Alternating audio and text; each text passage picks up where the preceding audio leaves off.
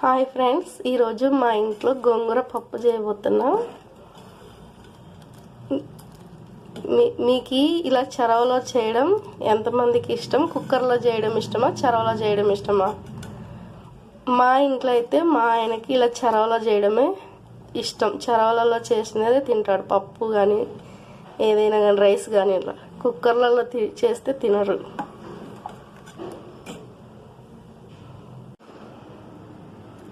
గోంగూర పప్పుకి కావాల్సినవి గోంగూర, పచ్చిమిరకాయలు అందేసి ఉడికించుకున్నాం ఫ్రెండ్స్. పప్పు అంతా ఉడికిపోయింది. ఇప్పుడు గోంగూర పెట్టి ఎనుపుకుందాం ఫ్రెండ్స్. గోంగూర వేసాము, కొద్దిగా చింతపండు వేద్దాం. టమోటాలు వద్దు. ఆకుకూర పప్పు అంటే గోంగూర పప్పులో టమోటా వేసుకోకూడదు ఫ్రెండ్స్.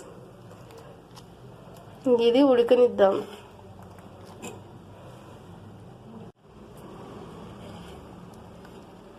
గోంగూర వారానికి 2 సార్లైనా తినాలి ఫ్రెండ్స్. చాలా మంచిది గోంగూర హెల్త్కి. సి విటమిన్స్ వస్తాయి ఫ్రెండ్స్. గోంగూర పప్పు ఉడికిపోయింది అంటే కొంచెం కొన్న పప్పు కాబట్టి ఎక్కువ ఉడకనీయకూడదు. ఇంకా స్టవ్ ఆఫ్ చేద్దాం ఫ్రెండ్స్. మా వారికి అయితే ఇలా చెరవలలో చేసింది, మట్టి పాత్రలలో చేసిన పప్పే ఇష్టం. బాగా తింటాడు ఫ్రెండ్స్. ఈ పప్పు ఇలా గోంగూర పప్పు ఉడుకుతున్నప్పుడు ఆ స్మెల్ వస్తుంది చూడండి, సూపర్ ఫ్రెండ్స్.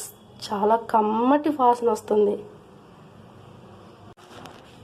ఫ్రెండ్స్. పప్పు అంతా ఇలా కట్టు వంపుకున్నాము. ఇదిగోండి ఇలా వంచేసినాము. ఇప్పుడు పప్పు గుత్తితోటి వంపుకోవాలి ఫ్రెండ్స్.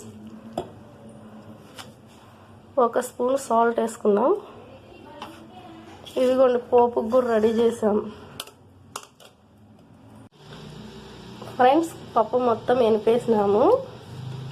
గోంగూర పప్పు రెడీ అయిపోయింది. ఇప్పుడు పోపు పెట్టేద్దాం ఫ్రెండ్స్. ఫస్ట్ స్టవ్ వెలిగించుకొని స్టవ్ పైన గిన్నె పెడదాం. గిన్నె పెట్టేసి కొద్దిగా ఆయిల్ వేసేసుకుందాం.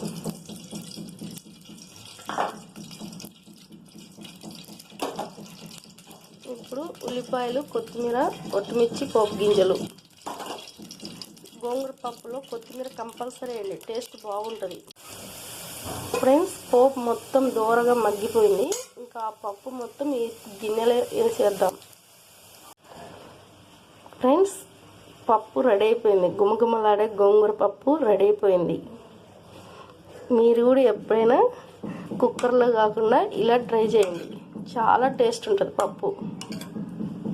మట్టి పాత్రలలో కానీ గిన్నెలలో కానీ ట్రై చేయండి. కుక్కర్లలో మెత్తగా అయిపోతుంది పప్పు.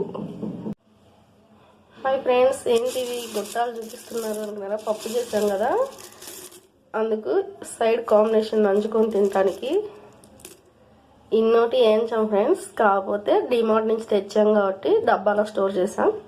ఎప్పుడైనా పప్పు చారు చేస్తే తీసి వేయించుతాం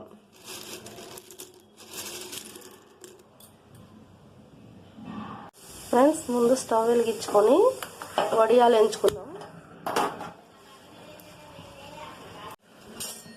ఫ్రెండ్స్. మన దగ్గర వడియాలు వేయించుకొని దేవేటప్పుడు ఇలాంటి గరిటె లేనప్పుడు నేను మీకు ఒక చిట్కా చెప్తాను చూడండి.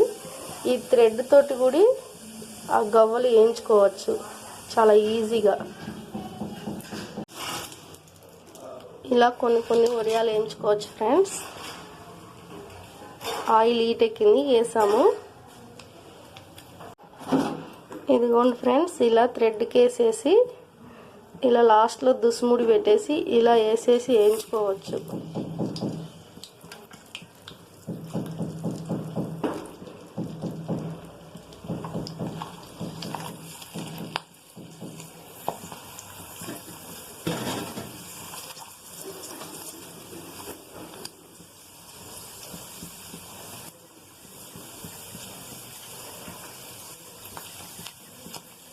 ఇలా వేపుకోవచ్చు ఫ్రెండ్స్. తీసుకోవాలన్నప్పుడు కూడా ఈజీగా ఇలా తీసేయచ్చు.